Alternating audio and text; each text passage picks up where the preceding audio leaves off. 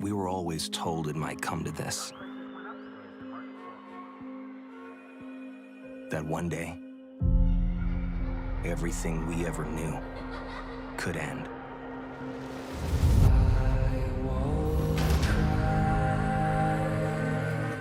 It was a weaponized virus. One by one, we began to fall. People started tearing each other apart until society as we knew it collapsed. There's an ordinary world.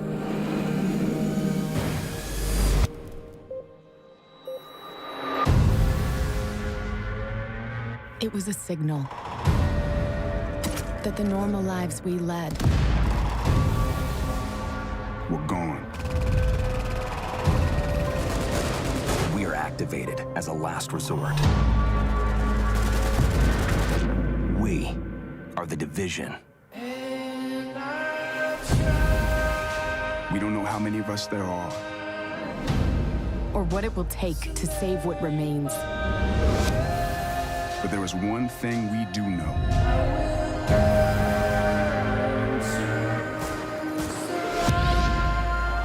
There cannot be any hope for tomorrow if we don't fight for today.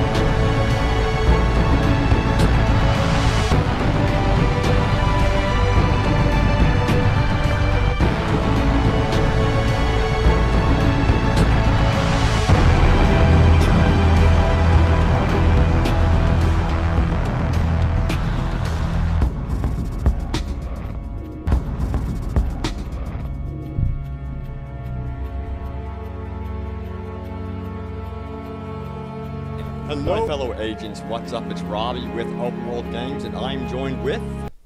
Hey guys, my name is Patrick. I'm from the Division Australia. And I'm here with the game director of Tom Clancy, The Division, Ryan Barnard. Hello. And we've got a bunch of questions from you guys, the community. We're going to start right out. All Okay, right. so how randomized are the encounters in the Dark Zone? It's a good question. I guess if they're asking how randomized are the archetypes of the enemies, that's very randomized. So the enemies, if you watch the demo like today, where the Megan was calling out, "Oh, I've got a rusher, you know, a sniper in the back."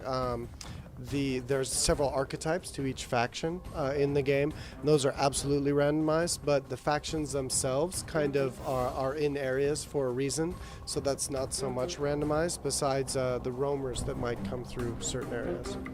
So next question I want to ask is, are the loot drops shared or just for the individual by themselves? Yeah, so loot in the Division is what we call personal loot in the open world.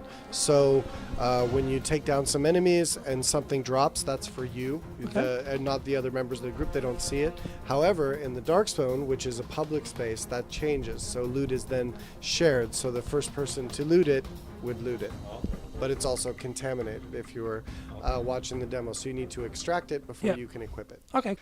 Here's a good one. It is, will we be able to explore an entire skyscraper from bottom to top? Yes, exploration. So Inside of buildings and underground areas are important in the game. We're also building a game that we want to run. So I can say that you will not be exploring a skyscraper from top to bottom, but there will be tons of interiors for you to explore, tons of underground for you to explore. Okay, great. Awesome. Okay. So my question is, does the Dark Zone include any underground or sewer systems? It does include underground, and just depends on what you classify. Not the classic sewer system, like from movies and where the alligators are down there in New York. So not so much that, but definitely underground areas for you to explore. Okay, cool. All right, here's one. It is, are civilians and vendors located in the Dark Zone, or is this strictly just in the base of operations? Ah, another good question. You guys got some good ones. I try to think. So the civilians, so the Dark Zone, the purpose of the Dark Zone was actually to bring the sick people originally when they were trying to contain the virus, the outbreak. So not a very civilian-friendly environment. So you don't run into a lot of civilians in the Dark Zone when they were locking it down. But since the division has locked it down and set up the wall originally with the JTF, we do have vendors that you might find throughout the Dark Zone that work alongside your Dark Zone rank. Oh, okay, cool. Can we expect any unscripted public events during the gameplay? That is on I absolutely am not talking about list for this E3. So, Okay. We're very aware that it's a public space. You can play alongside groups of other agents, which you do in the demo. Yep. But the extent of how public events work or, that kind of thing, we're not talking about right now. All right, cool. Okay, cool. We tried. Yes. Sorry, guys and gals. Okay, so what other game modes can we expect in the Dark Zones? Yeah, sure. I mean, the Dark Zone, the way to think about it, or when you describe it with your friends, or when you're talking about the game, is it's not a different game that you're going into. You still have missions, you still have solo content, you still have group-oriented type content with elite enemies. You still have scavenging things that you can come across in the Dark Zone. So it's not a different type of game mode, but inside the Dark Zone, PvP is enabled. So absolutely you have the same type of activities that you do out in the open world in your co-op space inside the Dark Zone. Okay, cool. All right, so we got a fan question here from Black Hollywood. I hope I pronounced his name correctly. He asks, what can we expect the maximum number of people to be in the PvP area? Yes, so we get this one a lot. The demo like you guys played today, we did for a specific purpose. We wanted to introduce people quickly into the Dark Zone, so that was 9 players in one extraction area. We don't worry about numbers so much as the feeling and the gameplay that we're looking for in the size of the Dark Zone. So we do have a number that's in the game, but that is constantly in flux. And as we get closer to beta and we get more and more hundreds of thousands of players in, and we can start seeing what is the right formula, we can adjust that very, very easily. Because if I give you a number here or I say a number, there, then it's like, why did this change? So yeah, fair enough. It's something that we tune a lot, and we want the feeling and the gameplay to be right, not more than just a number. Yep, fair enough. Okay, this one comes from Paco Maker 1, who says, will you be able to fully customize your character? For example, customize and mold your face to your liking. Well, we got we got this one a little bit earlier as well. Customization in an RPG is really important. We want you to get attached to your agent, but we also are not going to the extent of some of the other RPGs with nose and ears, and you can select your sex, you can select your skin tone, you can get some tattoos, some markings, and that's about it for the facial and body type setups. You can also choose your clothing setup, your vanity kind of, your look of your agent before you start getting all this gear stacked on top of it. So in that way it is very customizable, but we don't go really crazy with the the funny looking old heavy weirdo models. Okay, that makes sense. So, besides fighting the cleaners, can we expect to fight any other factions within the game? Yes, we had a new reveal this year with the Rikers, which is a gang from Rikers Prison, which is pretty much just blown into Manhattan and taking advantage of the chaos and trying to kind of control the area. And as we keep getting closer to launch, you'll keep learning about new enemies as we have in the game. Okay, awesome. Cam Colson goes on to ask, in the Division, will there be long loading screens? Or will there be no loading screens? So we try to eliminate loading screens as much as possible. So that is a mantra. But you know, when you respawn, like you saw right now, there's a short loading screen. There may be areas where we do have loading screens, but you know, as a rule, we are trying to get rid of as many loading screens as possible. Well, that sounds good. Hey, so my question is, can you join a group that possibly that has the option to not betray within the dark zone, or can I disable it myself when I'm trying to join? Yeah, that's another good question. It's come up a lot with the demo we had and seeing what can happen now in the dark zone. And again, I'll go back to where, you know, we have a big beta coming, we have more people playing, and currently there are no plans for those mechanics. But if we ourselves or we see the beta community really not enjoying the certain aspects of the game, we can look at making adjustments. So I believe that the less you constrict players, and we believe the less you constrict players with mechanics, the more fun it can be. Players make their own rules, you know, like a lot of times in these games. So we don't know for sure exactly where we'll end up at for launch. But, cool. But right now, there's no plans for that. Okay, cool. This one's very good. Okay.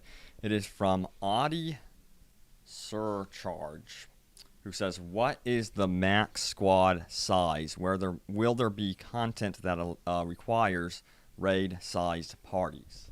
Okay, yes, good question. So the max group size is 4, so which hasn't changed. You know, we do have 3 in the demo, but that's for the purpose of the demo that we have this year. Okay. But that has not changed. 4 is the max group size, and then you know, raid content. Again, we are not talking about our public events and the raid and the end game to specifics yet. But we're building a game that we want players to play for thousands of hours. It's about progression. It's about items and loot. So we are very, very invested in having good activities for you to do once you're max level and have put all this time into your agent. All right. So I just wanted to also ask, will there be aim assist or auto aim, or can you even turn it off, you know, if you wanted to? Sure. There is aim assist right now. You guys were playing with it today. So it's very subtle. We try to make it natural, make it a little bit different for the different weapons. And it's like a nudge, you know. But any shooter, when you have control, the console controls involved, you need to look at how do you do the aim assist to make it to help compensate for no keyboard and mouse. And then on the PC version, the balance and the 3 C's, as we call it, is very different. Then you balance it for a keyboard and mouse PC game. With a lot less heavy-handed aim assist and those kind of things. Awesome. So how will weather and the day and night cycle affect actual gameplay? It affects basically the environment and the content that's there. So depending on the time of day, depending on the weather system, sometimes enemies can, or enemy factions will go inside, you know, disappear, move to a different area.